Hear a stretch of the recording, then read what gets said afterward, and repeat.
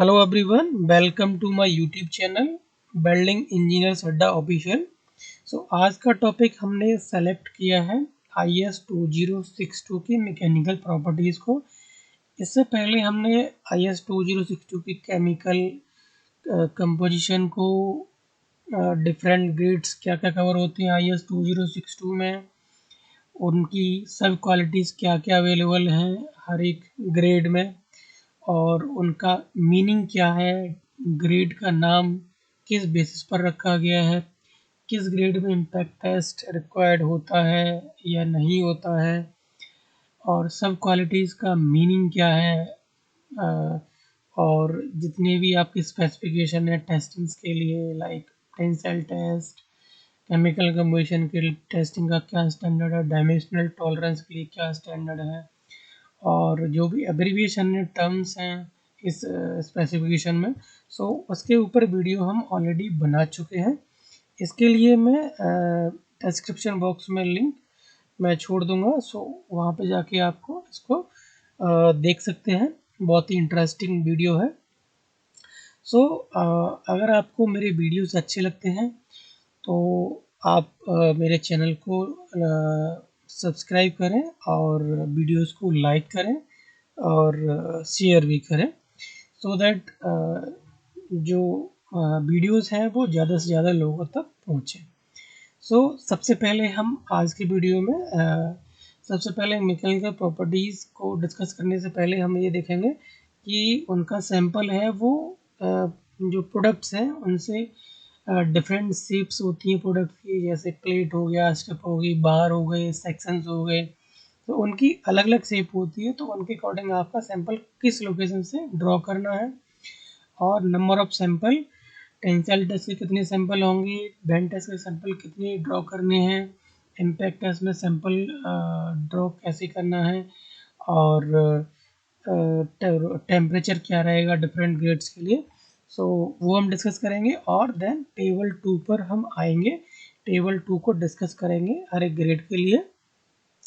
पहले हम देख लेते हैं कि जो सैंपल की लोकेशन है वो किस तरीके से हमें देखनी है, सैंपल किस लोकेशन से ड्रॉ करना है। आप यहाँ देख रहे हैं हमें रिकमेंडेड लोकेशन है वो for taking test sample for plate, sections and bar are indicated in figure 1।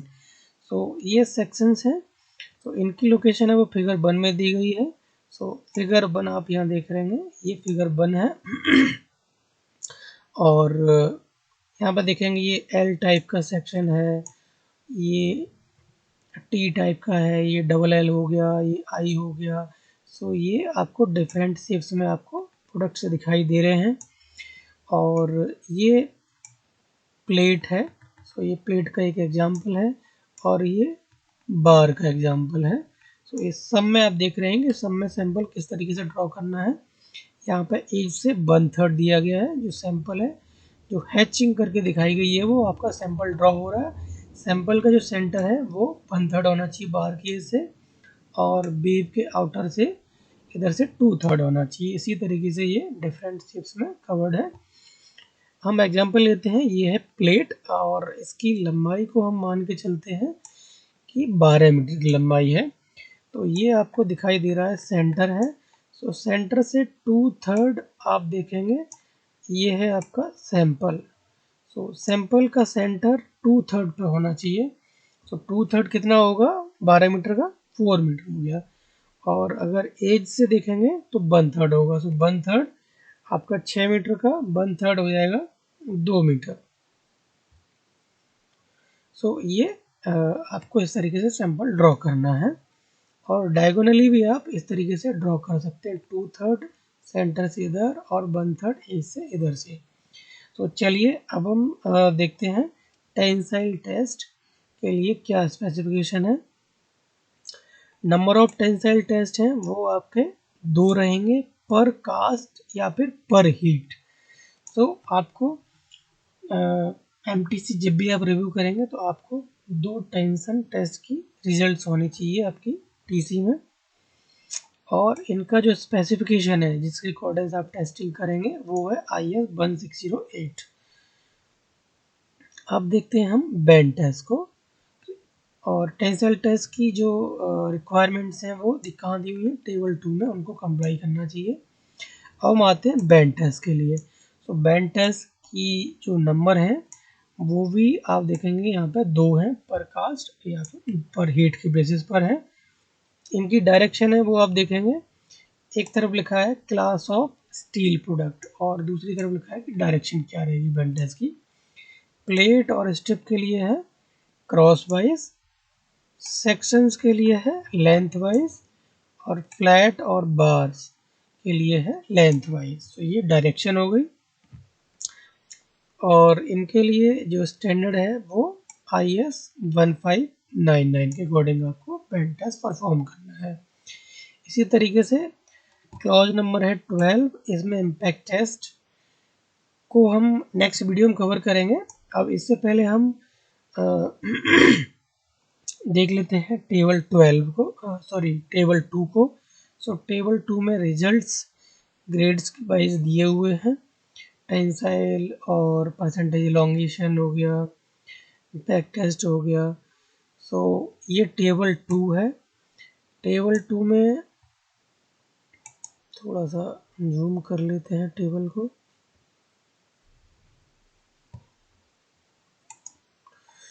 Table 2 है, सबसे पहले आप कॉलम देखेंगे। तो कॉलम 1 में आपके ग्रेड्स दिए हुए हैं, ये E250 से लेकर E650 तक के ये ग्रेड्स सारे दिए हुए हैं यहाँ। और उसके बाद कॉलम 2 है क्वालिटी का। सो इसमें हर एक ग्रेड में आप देखेंगे 4 सब क्वालिटी हैं, और E410 तक आपको 4 ग्रेड दिखाई दे रहे हैं, और E450 से लेके E650 तक आपको 2 ही ग्रेड दिखाई देंगे। इम्पैक्ट टेस्ट वाले ग्रेड्स हैं वो, सॉरी सब क्वालिटी हैं वो यहाँ पे अपीयर नहीं हो रहे हैं। नंबर 3 पर है आपका कॉलम टेंसाइल टेस्ट का, देन यील्ड स्ट्रेंथ है, परसेंटेज इलॉन्गेशन है, इंटरनल बैंड डायमीटर का है, उसके बाद 4 पे इम्पैक्ट टेस्ट की रिक्वायरमेंट है। सो हम एग्जांपल ले लेते हैं जो मोस्ट कॉमनली यूज करते हैं। वो क्या होता है, ग्रेड होता है E250, और सब क्वालिटी यूज करते हैं हम BR।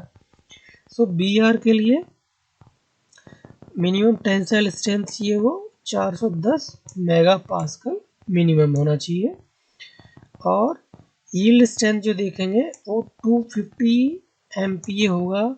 ये थिकनेस दिया हुआ है, अगर जो थिकनेस है वो लेस देन 20 है तो मिनिमम यील्ड चाहिए 250।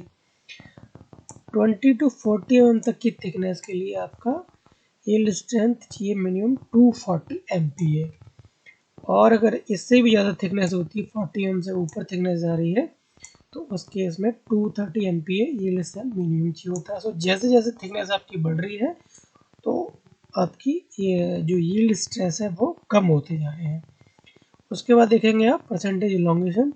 तो परसेंटेज इलॉन्गेशन 23% चाहिए आपको।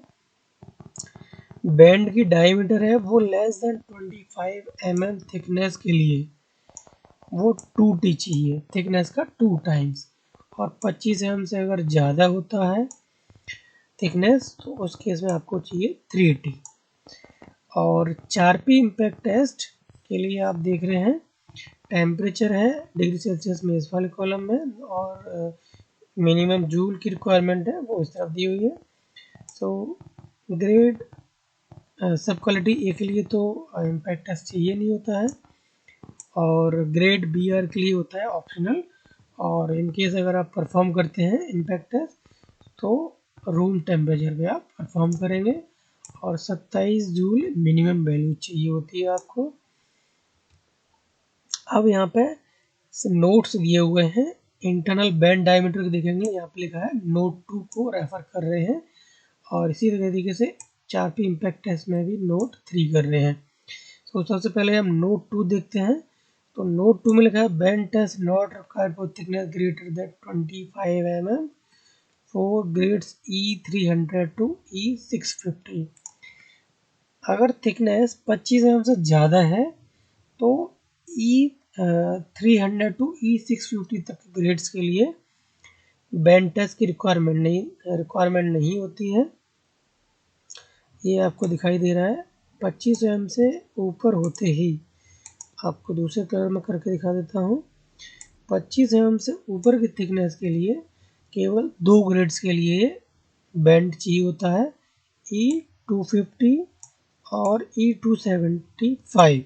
अब आप यहाँ पे देखेंगे कि डैश है E300 और आगे के जितने भी ग्रेड्स हैं E650 तक के ग्रेड्स, उनके लिए बैंड रिक्वायर्ड नहीं है। और आपको अदर ग्रेड्स के लिए रिक्वायरमेंट्स देखनी है E300 350, सो इनके लिए जो सब क्वालिटीज़ हैं उनके अकॉर्डिंग आपको टेंसाइल स्ट्रेंथ, यील्ड स्ट्रेंथ और ये थिकनेस के अकॉर्डिंग यील्ड स्ट्रेंथ होगी, परसेंटेज इलॉन्गेशन हो गया, बैंड की डायमीटर हो गई। तो ये आप रेफर कर सकते हैं इस टेबल से। C-Note 1 आपका टेंसाइल स्ट्रेंथ की वैल्यू में दिखा रहा है कि अगर आपकी जो थिकनेस है वो 100 mm से ऊपर होती है तो लोअर मिनिमम लिमिट है टेंसाइल स्ट्रेंथ की। अभी तो आप देख रहे हैं ग्रेड्स में किसी में 410 है, किसी में 540 है। हम यहाँ ये 650 के लिए देखते हैं तो ये है 780। तो लोअर लिमिट को आप म्यूचुअली एग्री कर सकते हैं, परचेसर और मैन्युफैक्चरर के बीच में ये म्यूचुअली एग्रीमेंट के ऊपर होगा। यहाँ स्पेसिफिकेशन में कोई रिक्वायरमेंट नहीं डाली है, तो म्यूचुअल एग्रीमेंट के अकॉर्डिंग आएगी। अब आपने देखा था कि C-Note 3, so C-Note 3 impact test के रिगार्डिंग है। सो Note 3 में दिया है सब quality BR impact test is optional, और अगर आप परफॉर्म करते हैं तो रूम टेम्परेचर पर करेंगे और टेम्परेचर होगा वो 25 ± 2 डिग्री सेल्सियस में आप इम्पैक्ट टेस्ट परफॉर्म करेंगे BR ग्रेड के लिए। और बाकी ग्रेड्स के लिए B0 और C, उसके लिए आपको टेम्परेचर दिख रहा है B0 के लिए है 0 डिग्री सेल्सियस और C के लिए है -20 डिग्री सेल्सियस। सो इसमें हमने टेंसाइल टेस्ट और बैंड टेस्ट की रिक्वायरमेंट को समझा, उसमें नंबर ऑफ सैंपल कितनी चाहिए वो भी हमने समझ लिया, और इसके साथ ही साथ हमने लोकेशन कहाँ से उनको ड्रॉ करना है वो भी हमने कोड से समझा। आई होप हमने यस 2062 स्पेसिफिकेशन के अकॉर्डिंग इसकी रिक्वायरमेंट्स को कवर कर लिया है। और फर्दर अगर आपकी कोई भी क्वेरी होती है तो वो आप कमेंट बॉक्स में आप डाल सकते हैं, मैं आपको रिप्लाई कर दूंगा। आई होप ये वीडियो आपको पसंद आया होगा। तो अब इसके ऊपर हम नेक्स्ट वीडियो बनाएंगे इम्पैक्ट टेस्ट के ऊपर। तो तब तक के लिए नमस्कार, मिलते हैं हम नेक्स्ट वीडियो में।